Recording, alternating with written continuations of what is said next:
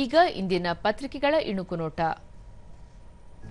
ಜಾಗತಿಕ ದಕ್ಷಿಣ ದೇಶಗಳ ಹಿತಾಸಕ್ತಿಗೆ ಬದ್ಧ.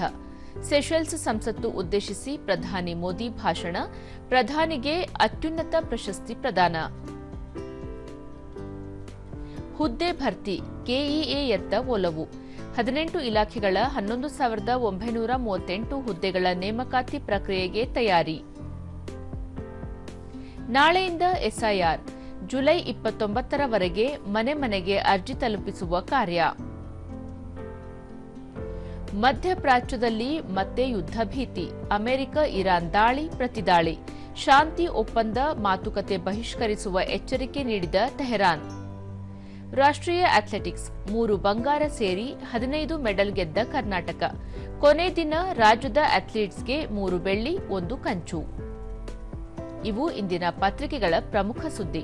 ಉಳಿದಂತೆ ಭಾರತದ ಮೊದಲ ಹಸಿರು ಹೈಡ್ರೋಜನ್ ರೈಲು ಹಳಿಗೆ. ಜಿಂದ್ ಸೋನಿಪತ್ ಮಾರ್ಗದಲ್ಲಿ ಪ್ರಾಯೋಗಿಕ ಸಂಚಾರ. ಪರಿಸರ ಸ್ನೇಹಿಯತ್ತ ಐತಿಹಾಸಿಕ ಹೆಜ್ಜೆ.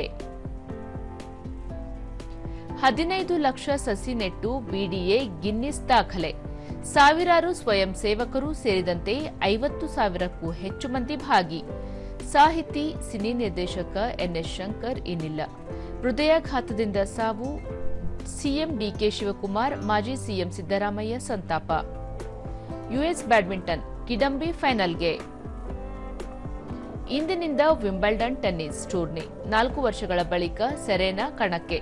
ಜೋಕೋ, ಸಿನ್ನರ್, ಅರೀನಾ ಈಗ ಆಕರ್ಷಣೆ.